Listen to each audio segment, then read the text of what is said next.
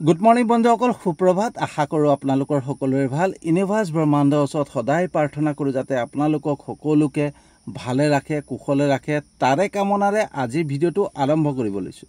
তো বন্ধুসকল, আজি মোৰ বিষয়বস্তু হৈছে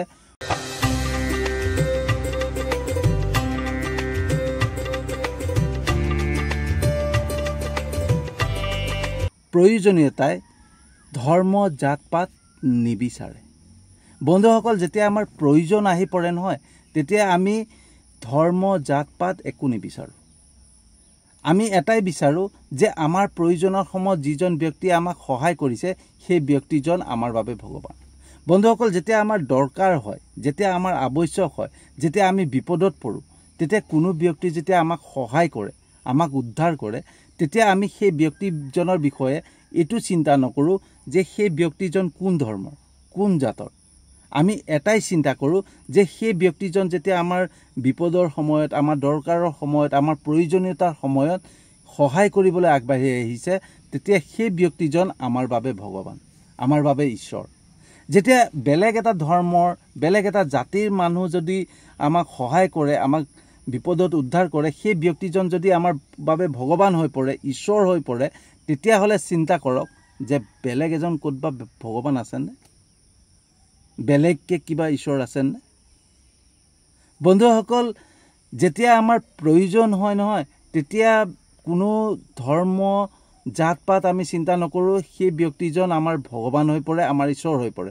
আৰু যেতিয়া আমাৰ প্ৰয়োজন নাথাকে, যেতিয়া আমাৰ প্ৰয়োজন নহয়, তেতিয়া সেই ব্যক্তিজন আমাৰ বাবে শত্ৰু হৈ পৰে, হয়নে? সেইজন বেলেগ ধৰ্মৰ।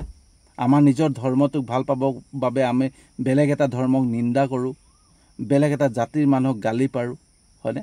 কিয়? কাৰণ সেই ব্যক্তিজন যেতিয়া আমাৰ কোনো স্বাৰ্থই নাথাকে, কোনো প্ৰয়োজন নাথাকে, তেতিয়া সেই ব্যক্তিজন আমাৰ কোনো দৰকাৰৰ নহয়, আমাৰ অদৰকাৰী হৈ পৰে, হয়নে? কোনো প্ৰয়োজনীয়তা বোধ নকৰোঁ, আমি প্ৰয়োজনীয়তা অনুভৱ নকৰোঁ।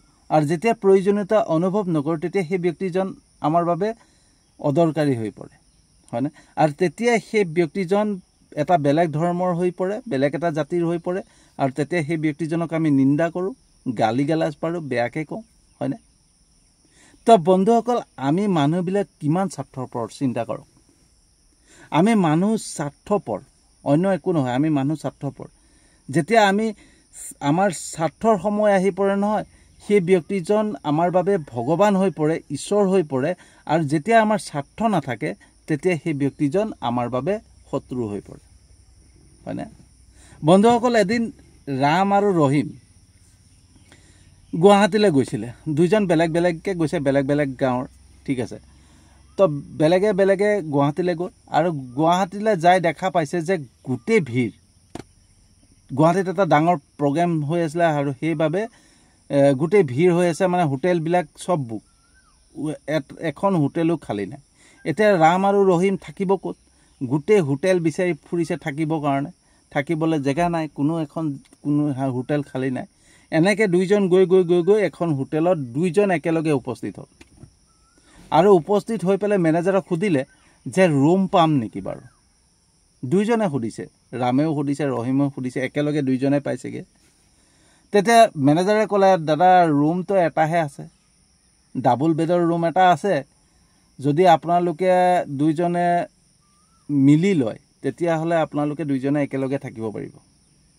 আৰু যদি আপোনালোকে অকলে কোনোবাই ল'ম বুলি ভাবে, তেতিয়া অকলে ল'ব পাৰে, আপোনালোকৰ ইচ্ছা। কিন্তু আৰু অলপ সময় দেৰিকৈ অহাহেঁতেন সেইটো ৰুমো নাপালেহেঁতেন। এতিয়া আপোনালোকৰ ওপৰতে নিৰ্ভৰ, আপোনালোকে কি বিচাৰে। তাৰপিছত ৰাম আৰু ৰহিম দুটা বাহিৰলৈ ওলালে, বাহিৰলৈ অকণমান ছাইডলৈ আহিলে, ছাইডলৈ আহি পেলাই চিন্তা কৰিছে এতিয়া কি কৰা যায়।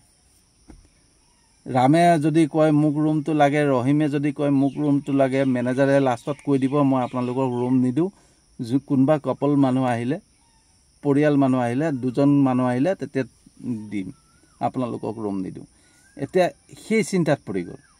এতিয়া ৰাম হৈছে হিন্দু আৰু ৰহিম হৈছে মুছলমান। এতিয়া দুজন কেনেকৈ থাকিব, বহুত চিন্তা হৈ গৈছে। তাৰপিছত আৰু দুইজনে ডিচাইড কৰিলে যে একেলগেই থাকিব লাগিব, কাৰণ উপায় নাই। সেই সময়ত প্ৰয়োজনীয়তা আহি পৰিছে। আৰু যেতিয়া প্ৰয়োজনীয়তা আহি পৰিছে, তেতিয়া ধৰ্ম জাত পাত নাই, হয়নে?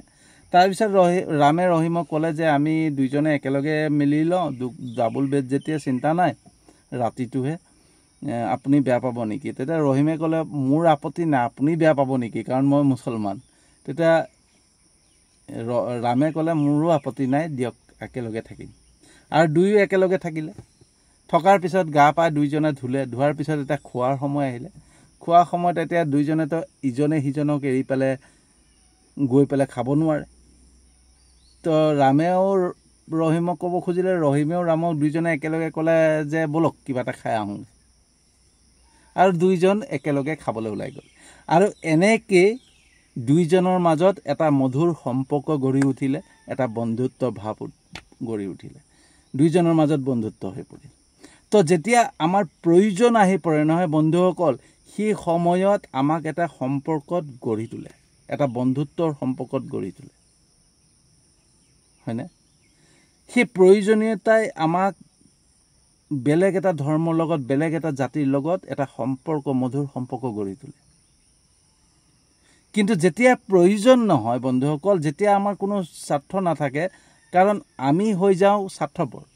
আৰু যেতিয়া আমাৰ কোনো ব্যক্তিৰ ওপৰত স্বাৰ্থ নাথাকে, কোনো ব্যক্তিৰ ওপৰত প্ৰয়োজনীয়তা নাথাকে, তেতিয়া সেই ব্যক্তিজনক আমাৰ বাবে অদৰকাৰী হৈ পৰে, আমাৰ বাবে বেলেগ ধৰ্মৰ হৈ পৰে, বেলেগ জাতিৰ হৈ পৰে। আৰু যেতিয়াই প্ৰয়োজন আহি পৰে, তেতিয়াই সেই ব্যক্তিজন আমাৰ প্ৰয়োজনৰ হৈ পৰে, আমাৰ বাবে ঈশ্বৰ হৈ পৰে, আমাৰ বাবে ভগৱান হৈ পৰে। তেনেকৈ ৰাম আৰু ৰহিমৰ ঘৰ একেলগৰ ওচৰত আছিলে, ঠিক আছে। আৰু বেলেগ এটা ষ্টৰী, ৰাম আৰু ৰহিমৰ দুজনৰ ঘৰ একেলগে ওচৰত, ঠিক আছে। এদিন ৰহিমৰ কি হ'ল, জীয়েকৰ কিবা এটা বেমাৰ হ'ল, কিবা এটা অসুখ হ'ল, হস্পিটেলত এডমিট কৰিলে। হস্পিটেলত এডমিট কৰাৰ পিছত ডক্টৰে ক'লে যে আপোনাৰ ছোৱালীক ব্লাড দিব লাগিব, আৰু আপোনাৰ ছোৱালীৰ ব্লাডৰ গ্ৰুপ A পজিটিভ, ঠিক আছে। গতিকে আপোনাৰ ছোৱালীক ব্লাড দিব লাগিব, কোনোবা এজন ব্যক্তিক বিচাৰক, নহ'লে আপোনালোকৰ পৰিয়ালৰ কোনোবা আছে যদি কওক। এতিয়া ৰহিমৰ কাৰো ব্লাডৰ গ্ৰুপ A পজিটিভ নহয়, ব্লাড বিচাৰিছে, ক'তো ব্লাড বিচাৰি পোৱা নাই। তেনেকুৱাতে ৰামক লগ পালে, ৰামক লগ পাওঁতে ৰামক সকলো কথা ক'লে। তেতিয়া ৰামে ক'লে যে মোৰ ব্লাড A পজিটিভ, মই দিব পাৰিম, কিয় নিদিম, ব'লক। আৰু ৰহিমেও ক'লে ব'লক। ৰহিমে ৰামক লৈ গ'ল, ৰামক লৈ গৈ পেলাই ৰামৰ ব্লাড ৰহিমৰ ছোৱালী গাত দিলে। এতিয়া ৰহিমে যদি চিন্তা কৰিলেহেঁতেন যে এজন হিন্দু মানুহ, এই হিন্দু মানুহৰ ব্লাড মোৰ ছোৱালীৰ গাত কেনেকৈ দিম, তেতিয়াহ'লে সেই ছোৱালীজনীৰ প্ৰাণ নাবাচিলেহেঁতেন, জীৱন নাবাচিলেহেঁতেন। সেই সময়ত প্ৰয়োজনীয়তা আহি পৰিলে, সেই সময়ত ৰাম ৰহিমৰ বাবে ঈশ্বৰ হৈ পৰিলে, ভগৱান হৈ পৰিলে, হয়নে? তেনেকৈ এদিন ৰামৰ ঘৰত পানীৰ মটৰ বেয়া হৈ গ'ল, টিউবৱেলো বেয়া হৈ গ'ল, ক'তো মিস্ত্ৰী পোৱা নাই, হয়নে? এতিয়া পানীৰ আৱশ্যক, পানীৰ প্ৰয়োজন, চাৰিওফালে চাইছে ক'তো পানী নাই। এতিয়া ৰামৰ কাষতে ৰহিমৰ ঘৰ। তো ৰামে ৰহিমক ক'লেগৈ যে মোক পানীৰ মটৰটো বেয়া হৈ গ'ল, পানী নাই। ৰহিমে কৈছে পানী লৈ যাওক, আমাৰ তাৰপৰা লৈ যাওক, হয়নে? তো যেতিয়া সেই পানীটো আনিব গ'ল, সেই সময়ত ৰহিম মুছলমান নে কি সেইটো চিন্তা কৰা নাই। ৰামে চিন্তা কৰিছে যে ৰামক এতিয়া প্ৰয়োজন হৈছে পানীৰ, আৰু ৰামৰ বাবে ৰহিম এতিয়া ঈশ্বৰ, হয়নে? তো বন্ধুসকল, আমাৰ যেতিয়া প্ৰয়োজনীয়তা আহি পৰে, আমাৰ যেতিয়া বিপদৰ সময়ত কোনোবাই আমাক উদ্ধাৰ কৰে, তেতিয়া সেই ব্যক্তিজন আমাৰ প্ৰয়োজনীয় হৈ পৰে, আৰু সেইজনেই আমাৰ ঈশ্বৰ হৈ পৰে, আমাৰ ভগৱান হৈ পৰে। তো বন্ধুসকল, আমাৰ বেলেগ এজন ঈশ্বৰ নাই, বেলেগ এজন ভগৱান নাই। আমি যে কৈ পৰোঁ এয়া মুছলমান, এয়া হিন্দু, হয়নে? এইবিলাক কোনো ভাগ বতৰা নাই। আমি মানুহ এজন ঈশ্বৰৰ সন্তান, হয়নে? আমাৰ যি আত্মা সোমাই আছে নহয়, সেই আত্মাতে ঈশ্বৰ আছে, কাৰণ আত্মা পৰমাত্মাৰ অংশ হয়, পৰমাত্মা পৰমেশ্বৰৰ এটা অংশ। গতিকে এই পৰমাত্মা পৰমেশ্বৰৰ যি আত্মা আমাৰ শৰীৰত সোমাইছে নহয়, আমাৰ যেনেকৈ সোমাই আছে তেনেকৈ মুছলমানৰ শৰীৰতো সোমাই আছে। আমাৰ যেনেকুৱা ব্লাড ৰঙা, মুছলমানৰো ব্লাড ৰঙা। আমাৰ ব্লাডৰ প্ৰয়োজন হ'লে মুছলমানৰ ব্লাডেই কামত আহিব, হয়নে তো এই যে বিভেদখিনি আনো ভাগ ভাগ সৃষ্টি কৰিছোঁ আমি মানুহে কৰিছোঁ ঈশ্বৰে কৰা নাই ভগৱানে কৰা নাই ভগৱানৰ এটা সন্তান হিচাপে নিজৰ সন্তান হিচাপে আমাক সৃষ্টি কৰিছে হয়নে তো সেইকাৰণে আমাৰ ইজনে সিজনৰ প্ৰয়োজনীয়তা হৈ পৰে আহি পৰে যেতিয়া বিপদ আহি পৰে নহয় ইজনে সিজনৰ প্ৰয়োজনীয়তা হৈ পৰে